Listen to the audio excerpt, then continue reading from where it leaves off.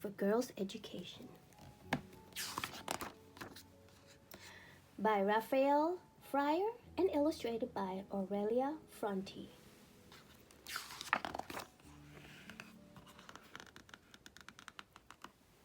Malala was born at dawn in 1997. She's the first child of Ziauddin Yousafzai and Tor Pichai. They live in the large city of Mingora, which spreads out across the depths of the Swat Valley in Pakistan.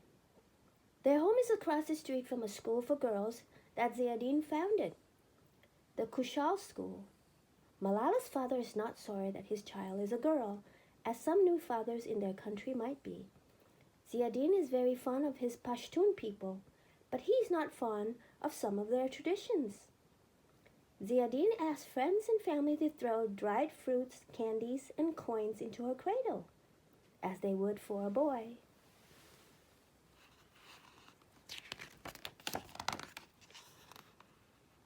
Malala grew up with the smell of notebooks in the air. It doesn't take long for her first little brother to arrive. He's named Kushal, like his father's school.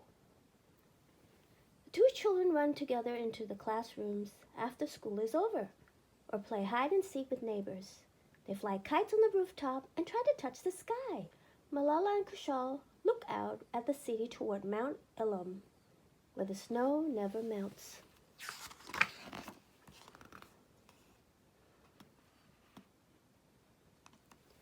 Malala loves her grandfather's village, way up in the mountains, far from the pollution in Mingora. There, the water in the lakes and the waterfalls is pure. The nuts are abundant and the honey is delicious. In the winter, people make snow bears. But Malala does not love all the village stories, like the one about Shahida, who was sold to an old man for marriage. In the Pashtun mountains, even more than in the city, men are the ones who are visible in society and the workplace, while women stay at home and must obey the men. Most women, like Malala's mother, cannot read or write.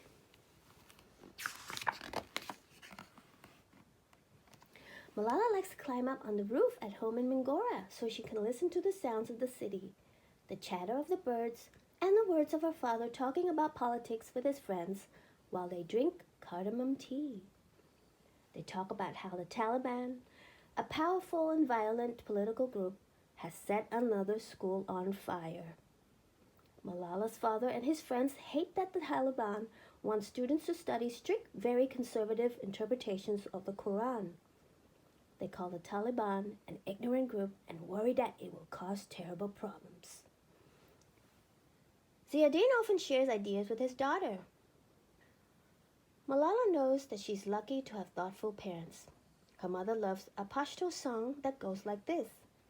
Don't kill doves in the garden. You kill one and the others won't come. Malala thinks about what this means. A terrible earthquake shakes the region on October 8, 2005. The mountain villages are reduced to dust. Soon afterward, Malala realizes that her father is worried about something else too. A man named Fazlullah, who is in charge of nearby Taliban, scares Ziauddin. Fazlullah wants to close Ziauddin's school, his school for girls. Fazlullah takes advantage of people's sadness about the earthquake. Time and time again, through his local radio station, he tells them that their sins caused the earthquake. He tells them that to stop listening to music and watching movies. He says this will make everything better. Malala's father is heartbroken. He rejects the use of religion to threaten freedom.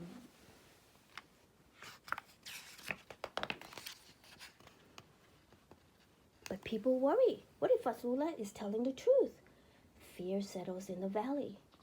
Some people throw their televisions, computers, CDs, and other belongings into fires.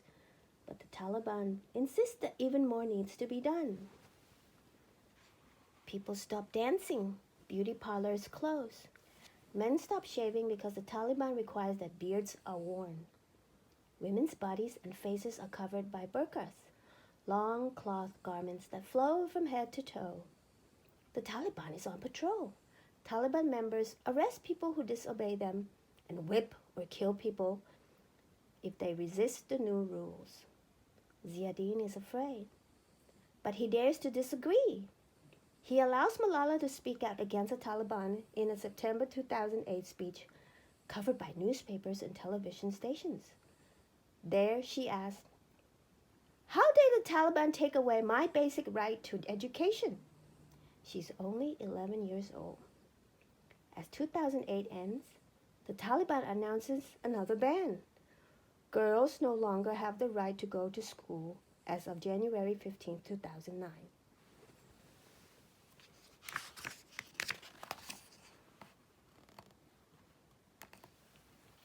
How can they stop us from going to school? Malala is upset. Her friends are angry too. They have already blown up hundreds of schools and no one has done anything. Then an opportunity arrives. Malala is recruited to write about girls and education. Her first blog post, written under the pseudonym Gul Makai, appears on the British Broadcasting Corporation's website. Diary of a Pakistani Schoolgirl, Saturday, January 3rd, 2009. I am afraid. I had a terrible dream yesterday with military helicopters and the Taliban. Malala's words do not stop the Taliban. The group goes farther north and uses even more violence.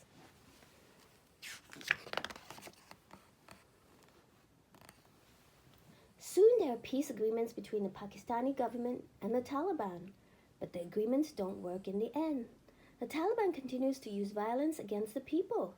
The tanks and guns arrive in the valley. It is war. Malala and her family abandon their house to travel to the village where her grandparents live. They stay in 4 cities over 3 months before they can return home. Mingora is again in ruins, but the Taliban has been driven away. Schools are rebuilt so everyone can study, even girls. Malala wants everyone to get an education. Malala is elected Speaker of the Child Assembly associated with the Cabal for Foundation, which promotes the rights of children. In this leadership role, she begins as a children's rights activist. But soon the Taliban returns to the valley. Schools are destroyed again. Supporters of freedom are executed.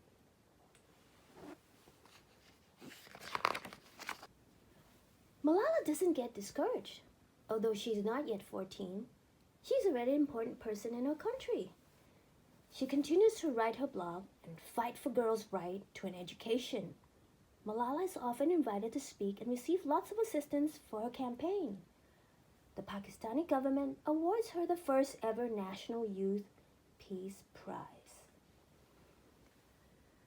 By 2011, Malala is so successful she is able to create an educational foundation. It helps her and those who support her work. But her family is threatened by the Taliban. The militant group does not like her father's schools for Malala's activism. On October 9, 2012, Malala is riding home on the school bus. It stops suddenly. A man shouts to the driver, "Is this the Kushal school bus?" A second man enters the bus and yells, "Who is Malala?" Nobody answers, but some students look at their friend. It is obvious who Malala is. She is the only one who has taken off her headscarf on the bus. One of the men shoots Malala 3 times. Everyone screams. 2 other girls were hurt. Malala slumps forward onto her best friend's lap. The bus driver speeds to the nearest hospital in Swat.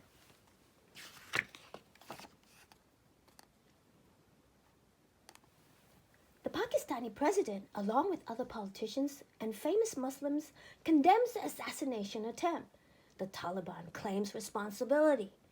Malala is not doing well. Her father wishes out loud that he could take her place.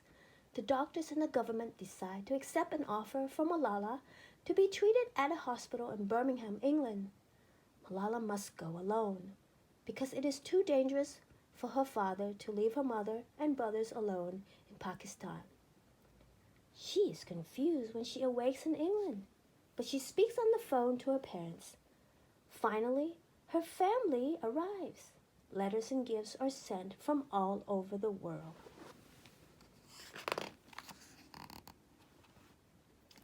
After several operations and a lot of time to heal, Malala takes classes in Birmingham. The Taliban doesn't silence Malala. She keeps fighting for education rights. There are more than 5 million children in Pakistan who don't have the right to go to primary school. Most of them are girls. Malala empathizes with young girls in other countries, such as Afghanistan, Nigeria, and Nepal, who live where education for girls isn't valued. Many people believe that women should stay at home to watch the younger children, cook, do housework, and get water from the wells. Girls are often required to marry at a very young age. Many families believe that only boys should have jobs. Malala disagrees with all these ideas.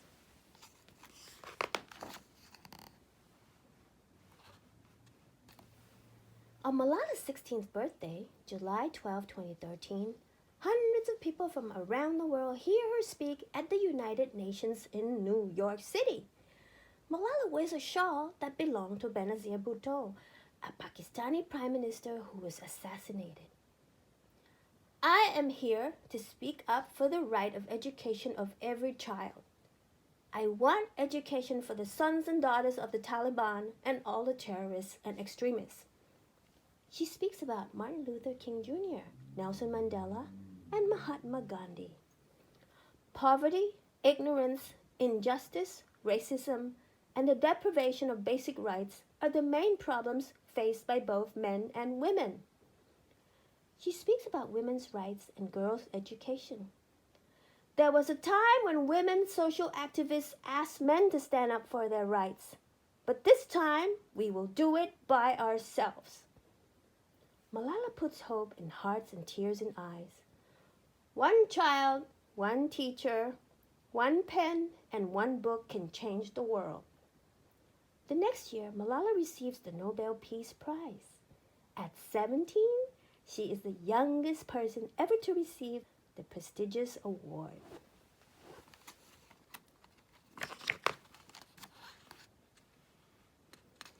But the beautiful Swat Valley, where pomegranate and fig trees bloom, still isn't free. Malala and her family can't go home because they are under death threats. Weapons still rule. Shots ring out along with bombs from drones. Fighting results in victims on both sides, sometimes innocent victims. Malala talks with the President of the United States about the situation, with the hope that peace will triumph quickly in Pakistan. Malala dreams of books and notebooks instead of war in her beloved valley. The Nobel Peace Prize gives Malala wings. She visits Syrian refugee camps in Lebanon. She supports school projects in Nigeria and more.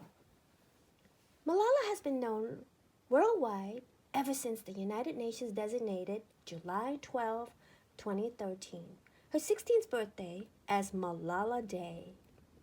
The day celebrates that every child should have the right to go to school, to learn, to write and count, and to know the happiness of reading freely.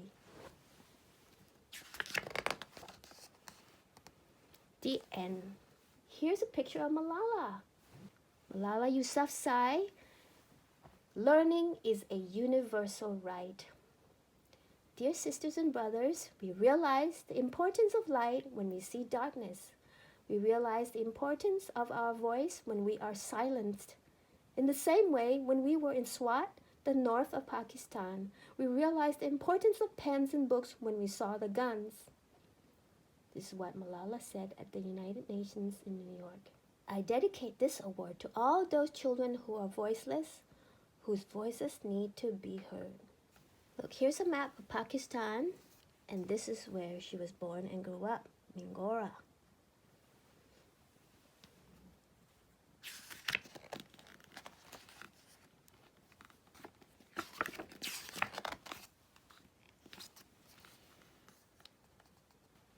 Here's a picture of her beautiful family.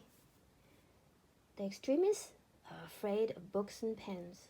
With guns, you can kill terrorists.